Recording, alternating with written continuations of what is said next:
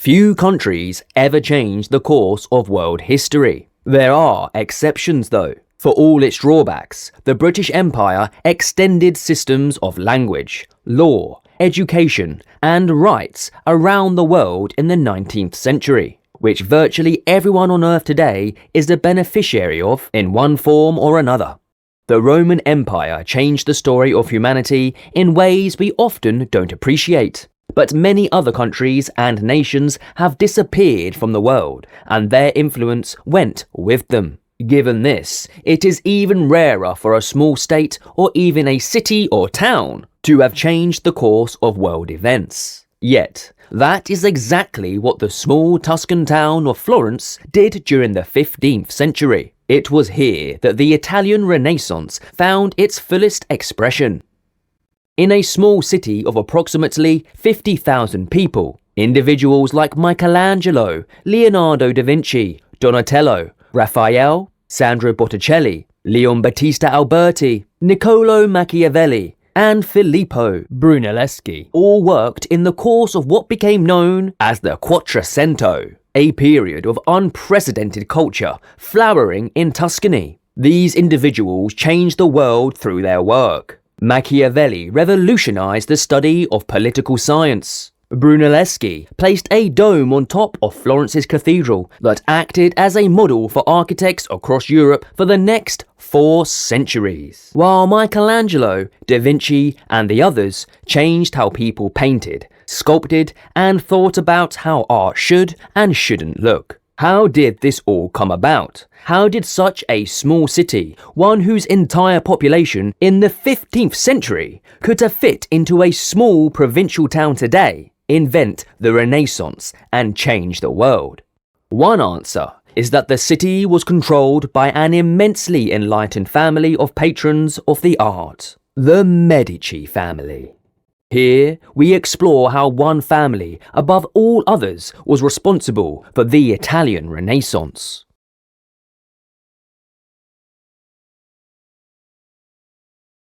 Before looking at the Medici family, let's just briefly examine the situation which prevailed in the late medieval Tuscany and which allowed them to rise to power there. Italy had formed part of the Carolingian Empire of Charlemagne back in the early 9th century and had been subsequently passed to the Germanic branch of the Carolingian inheritance. Much of the northern and central regions of the country remained ruled by the Ottonian kings of Germany and other dynasties there for centuries to come.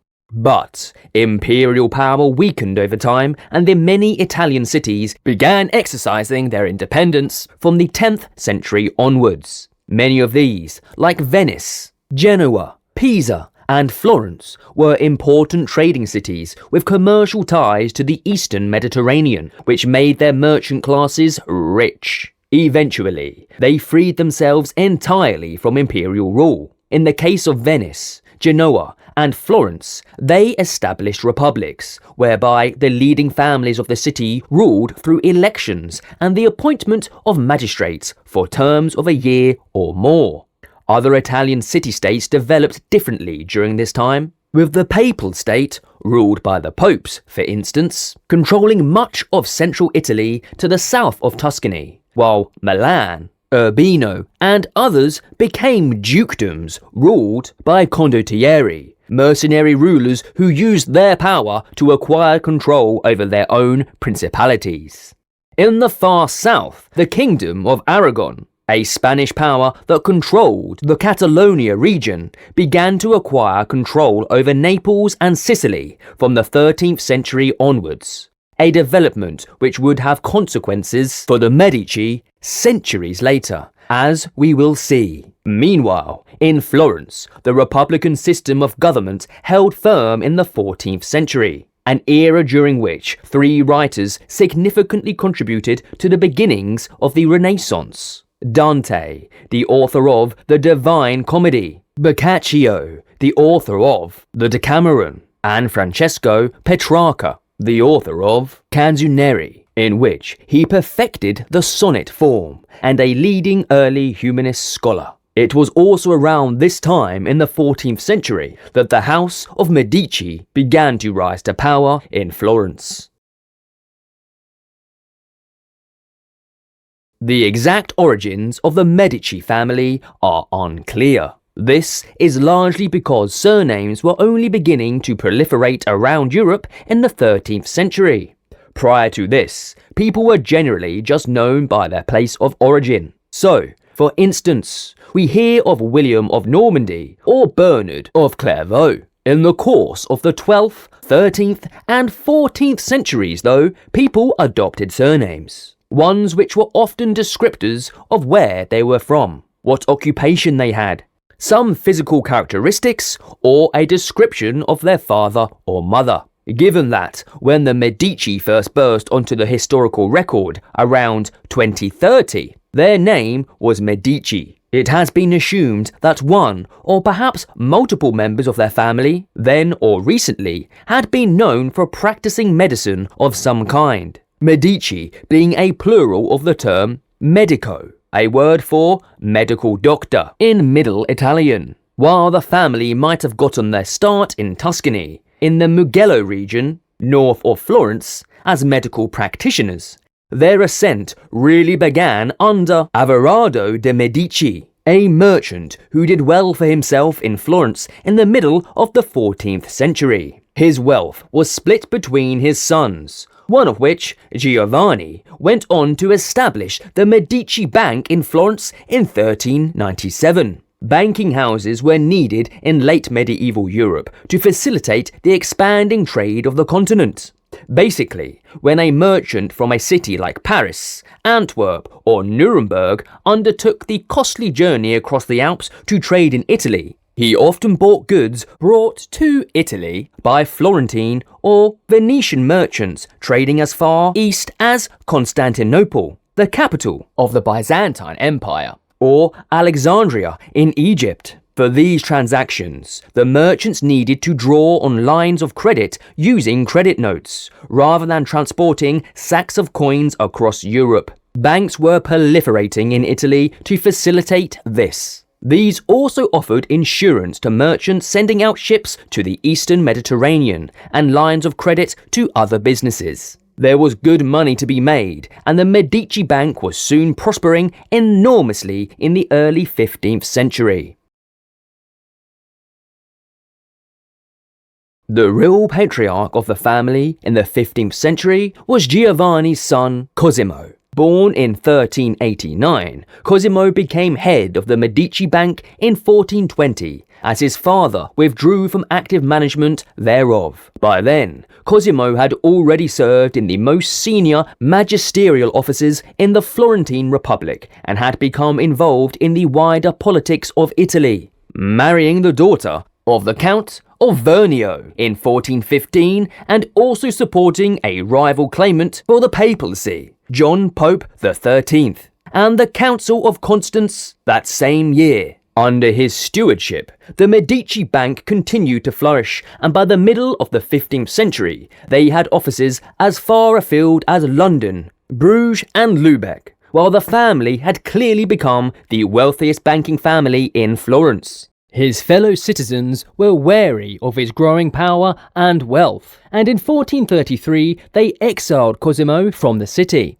However, de' Medici deftly managed the situation, reaching out to his extensive contacts across Italy to sunder their business ties with Florence. As he did so, the Florentines realized that Cosimo was effectively choking them financially, and in 1434, just a year into his exile, he was allowed to return to the city, where he became the de facto ruler of the Republic. He would hold a position of unofficial paramountcy there down to his death in 1464. A sign of his power can be seen in the fact that in 1439, Cosimo organized for the Council of Florence to be convened in the city, a great diplomatic event which brought delegates from all over Europe to debate on a wide range of matters, notably the possibility of a healing of the schism between the Roman Catholic Church and the Greek Eastern Orthodox Church.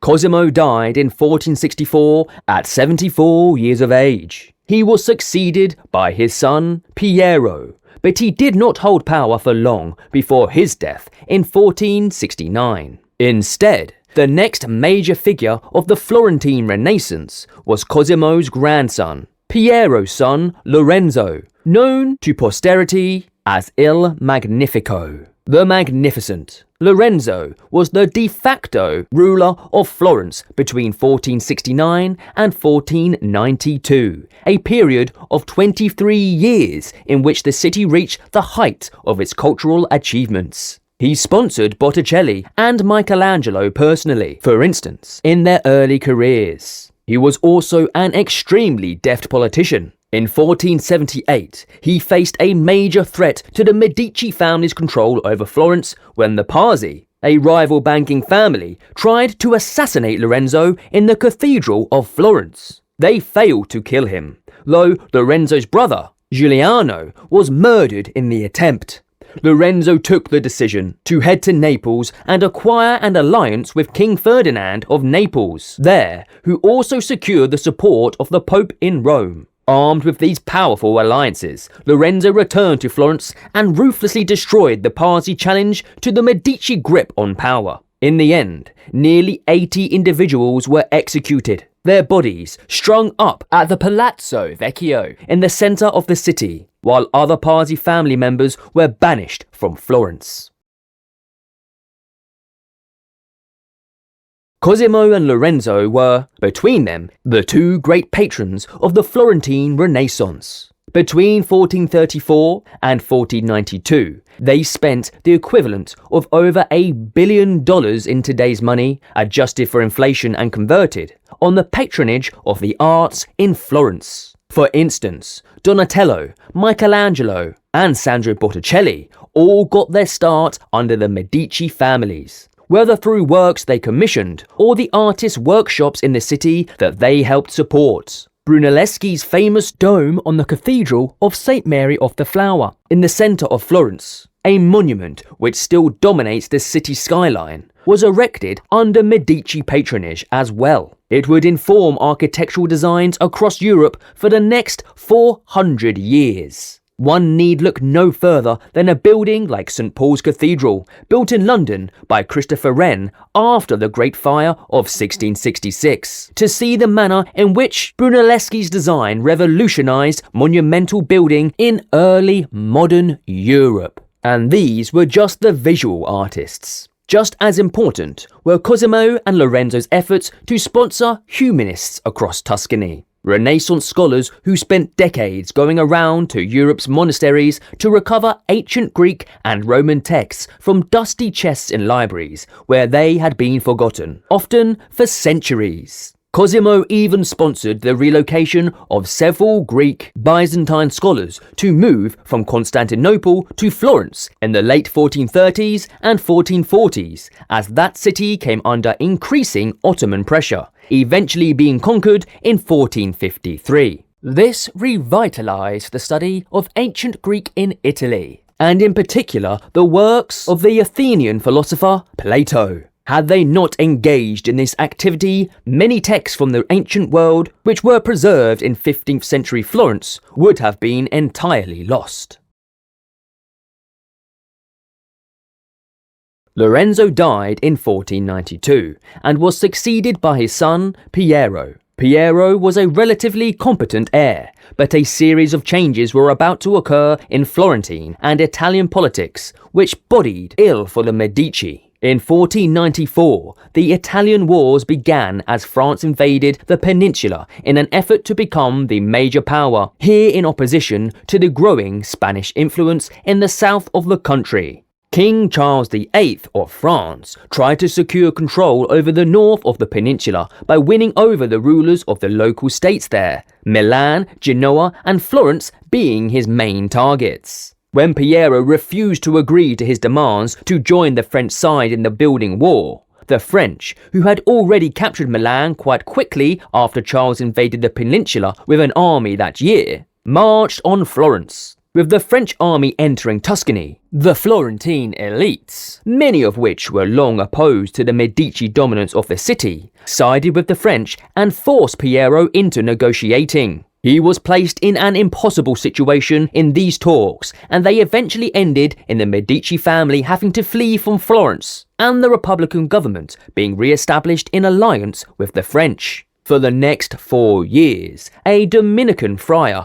by the name of Girolamo Savonarola led a kind of theocratic republic, one which reacted violently against the artistic culture which the Medici had popularized in the city. It was, for instance, on Shrove Tuesday 1497 that the bonfire of the Vanities occurred in Florence, as Savonarola directed the Florentine people to burn their perceived immoral books, clothes, cosmetics, paintings, and pagan iconography. Basically, anything associated with the artistic movement patronized by the Medici. The friar would himself fall from power the following year, but the Republic remained in place until 1512. In the 1500s, Piero's brother, Giovanni, became the head of the family in exile after Piero's death. A cardinal of the church, Giovanni managed to convince Pope Julius II to act against the Florentine Republic and their support for the French. He therefore led an army into Tuscany in 1512 and restored Medici control over the city